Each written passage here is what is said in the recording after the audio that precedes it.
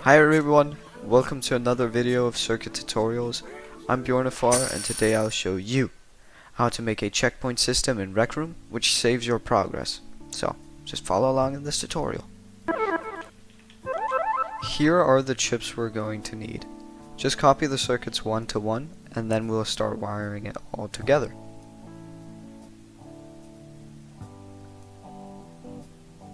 Okay, first here, this is a event receiver configured to update 30 Hz, this one.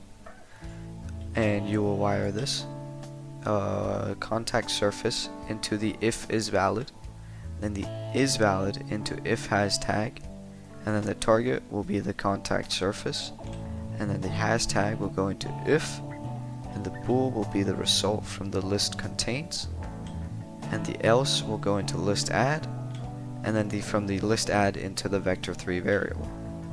Now the target on the list add will go into the Rec Room object variable, list variable, and the item we're going to add is going to be the contact surface, and then the target on the list contains will go into the list object variable, and the item is also going to be the contact surface.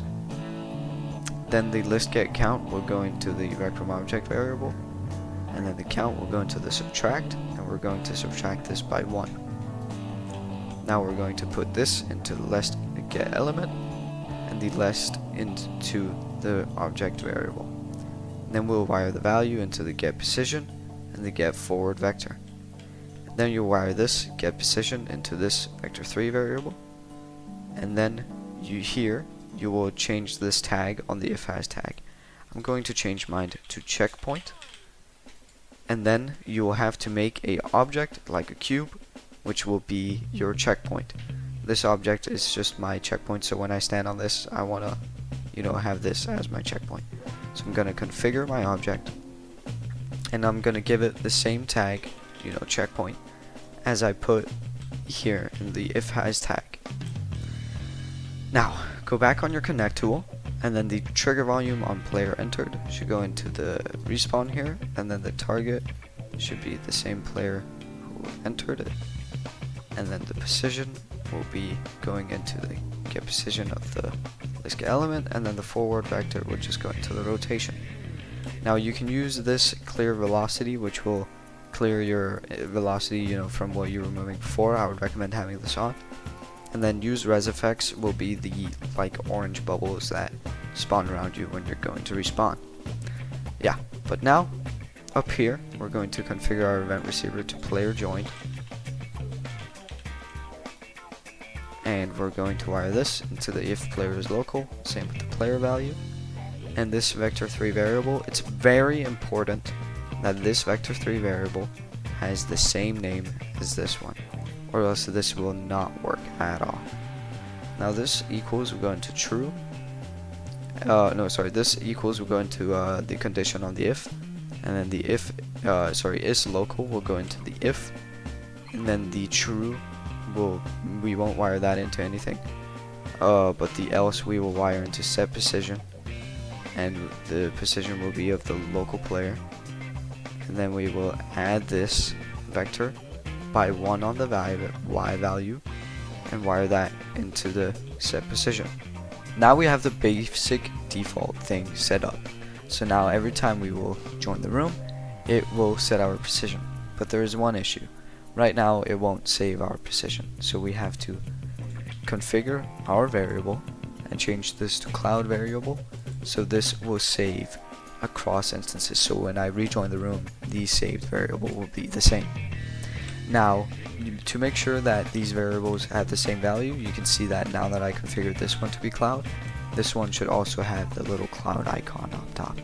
I would recommend renaming these so it's easier to understand which variables are where. Same with the list one.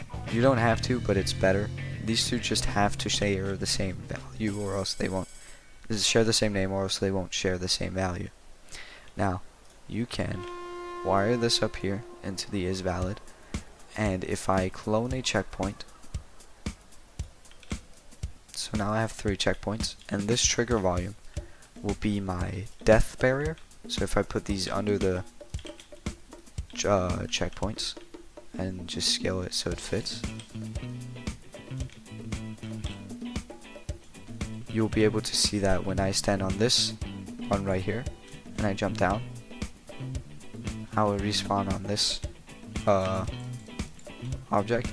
But if I moved over here to this checkpoint and stand here and I jump down, I'll respawn here. But if I go back over here to the old one, the first one I have, and stand on it, I can jump down, but I'll still respawn over here because this was the latest one I got onto. So you'll always spawn on the newest one you stand on. So if I stand on this one now, I will spawn down here on the middle one, and now these other ones, they won't work since I've already stood on them. So it will always progress. And then when you join the room, it will just spawn you on the same checkpoint. But now I'll explain how the entire circuit system works. Okay, now I'll explain how it all works. It starts here with the player gate is jumping or falling. We're checking if we're basically on the ground. You can see that right now, since I'm not standing on anything, this contact surface will be an invalid direct from object, which means I'm not standing on anything. So we're basically checking if it's valid or not. So if I stand on something, you can now see that this turns into a MakerPen object and it now is valid. And then it will execute out of is valid. Now the if has tag checks if the contact surface has the tag checkpoint, which it does. So if it does, it will execute out of here. But if, for example, I remove the tag from this one, so now this one doesn't have any checkpoint tag, you can now see that it won't execute further on because this MakerPen object doesn't have the tag. Then we check if our current list has this contact surface in the list. So if it's already been added to the list. If it's already existing in the list, it won't add it to the list. But if it doesn't exist inside of the list, it will add it onto the list. It will add it inside of here. And it will set the vector3 variable to this checkpoint's position. So basically, let's say that now that it's been added, and we jump onto a new one, it will add it again, and the list will go up and up and up. So that's how we're getting, the specific checkpoint. So we're checking how many objects there are in the list. Right now there's 3, right? And then we're subtracting it by 1.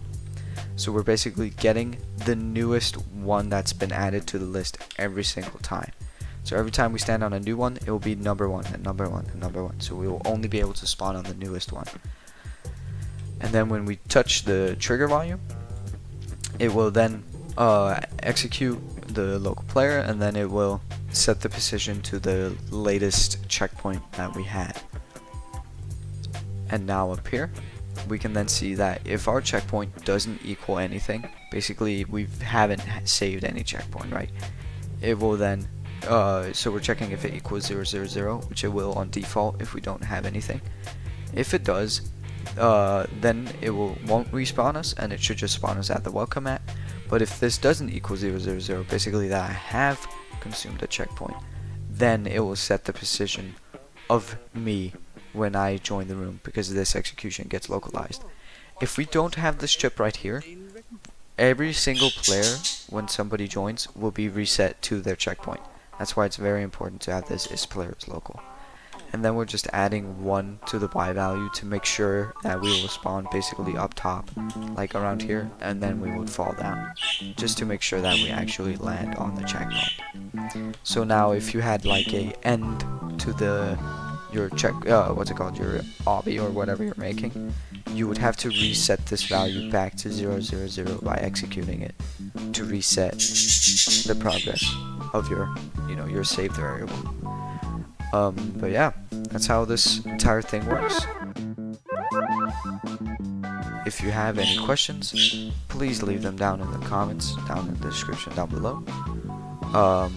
And if you want to see me make a tutorial of what you want me to make, please write it down in the comments so I can see, or if you have any questions. But so on, I will see you in the next tutorial. Goodbye!